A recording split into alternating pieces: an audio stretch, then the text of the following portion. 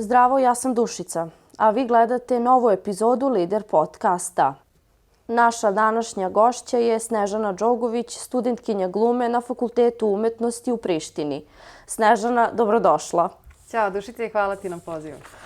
Za početak, moje prvo pitanje bi bilo da ne počnemo odmah sa pitanjima, onim malo ozbiljnijim, da. Kako si? Dobro, razno ovih dana kreće fakultet, završavaju se neke stvari, mislim kreće nova godina, završavaju se neke stvari iz prethodne, tako da okej sam, dobro sam. Spomenula sam da si ti sada na 4. godini, znači sada ove godine... Završila sam 3. i sada krećem u 4. Ove godine slušaš 4. Da, okej. Pošto naš povod za razgovor je u stvari i gluma, odnosno tvoje studiranje i tvoje iskustvo sa tim. Mene zanima za početak odakle želja da se baviš glumom. Je li to počelo još u detinjstvu ili se kasnije razvila ta želja?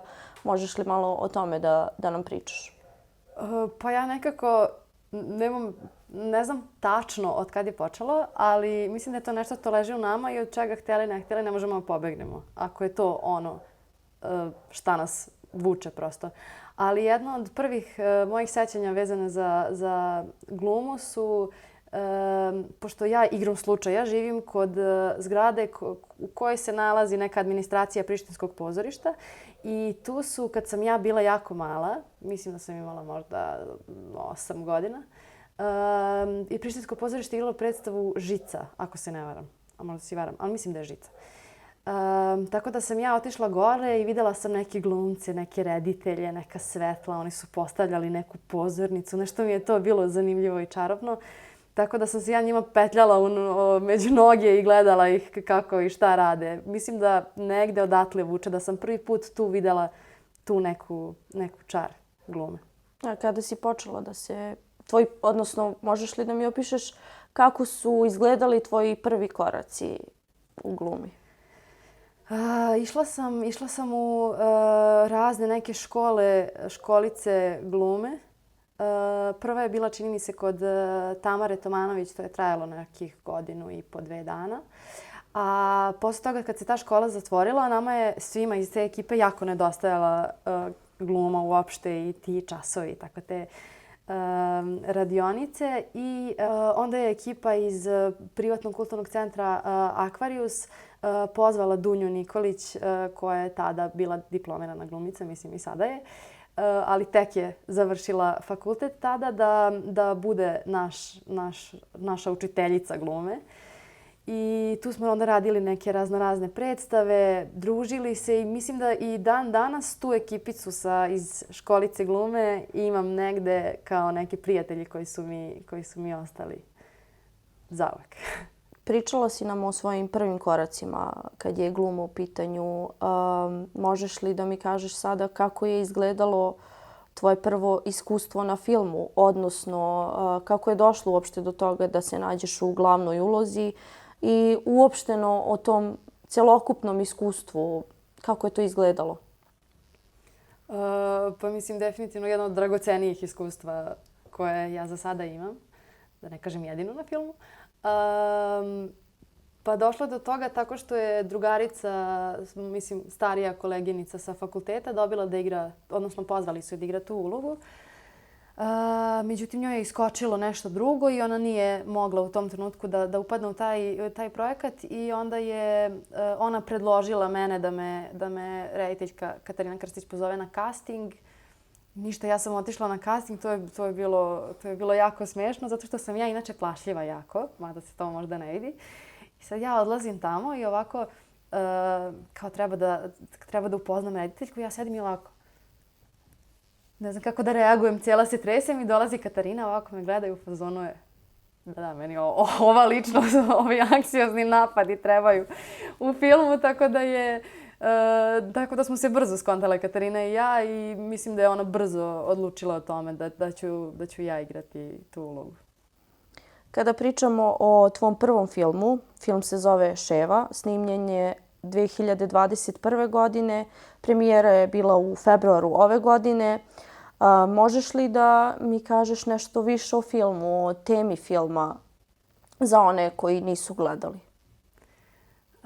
Film Ševa govori o seksualnom nasilju među vršnjacima, što je meni jako drago bilo da sam bila deo toga, zato što mislim da se generalno o nasilju govori dosta, ali seksualno nasilje među vršnjacima je neka tema koja se nekako zaobilazi, zato što je previše osetljiva, škakljiva, žrtve verovatno najčešće ne žele da o tome govore i onda se o tome ne bavimo se time dovoljno. Tako da mislim da je film imao dosta snažnu poruku o tome da osnaži žrtve nasilja, da prosto o tome govore.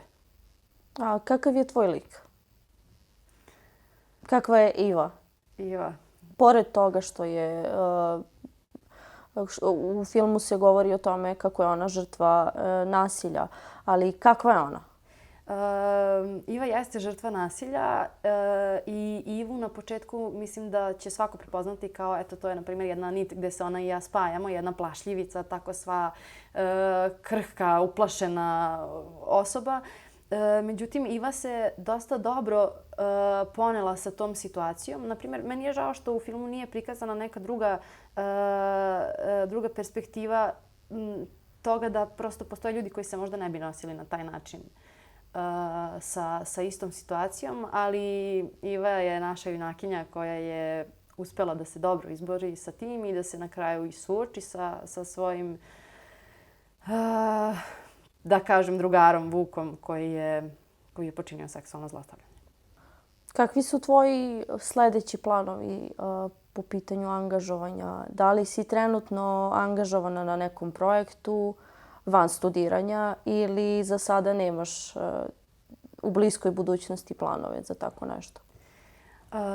Pa ove godine je Prištinsko pozorište izašlo sa svojom predstavom dečijom koja se zove Zvonar Bogorodične crkve. Ja sam tu u plesačkom ansamblu. Tako da eto, igramo to sada, igraće se to još.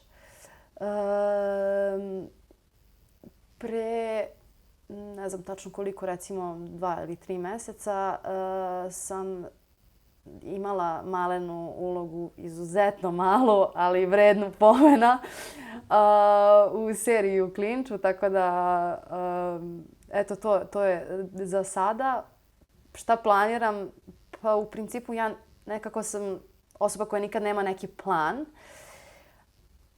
ali nekako će sve valjda doći na svoje. Sada kreće semestar, tako da mi je plan da nastavim da budem ok student u najmanju ruku.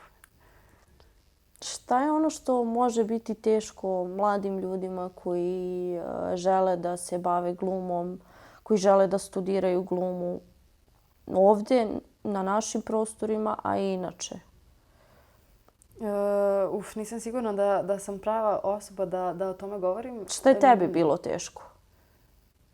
Pa meni nije u principu bilo ništa teško zato što je to neki put kojim sam odabrala da idem i kojim idem još uvek.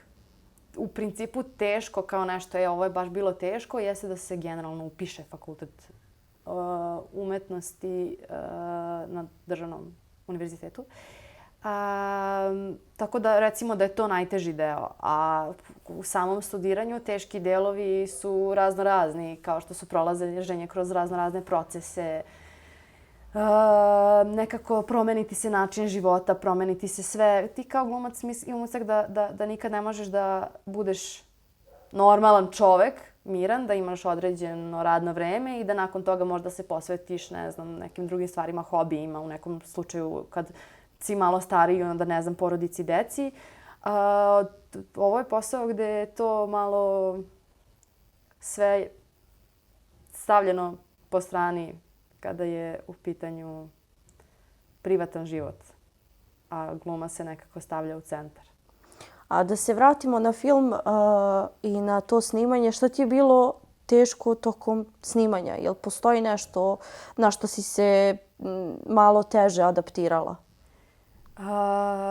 Pa bilo je raznih stvari. Da krenem od toga da se nekad snima od 9 u 8 ujutru do preko sutra u 5 ujutru otprilike.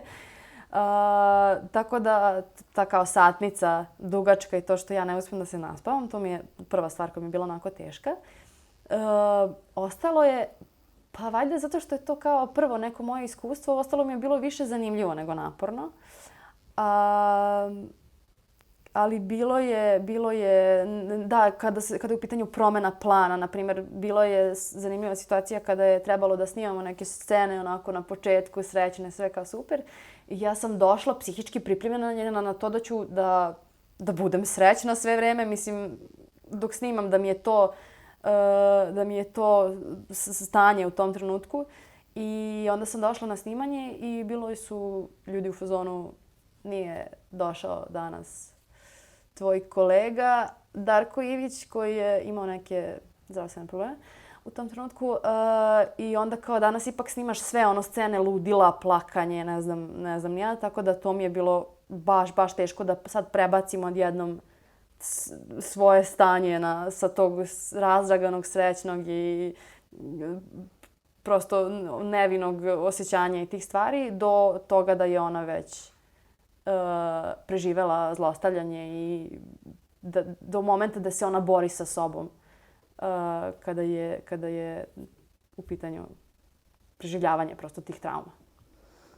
A šta ti je pomoglo da uđeš u lik, da je nekako oživiš? Jel postoje neke smjernice za to kako? Da, to je ono što mi zapravo radimo na fakultetu. Učenje, pronalaženje zrna lika, onda građenje lika i tako dalje. Ali mislim da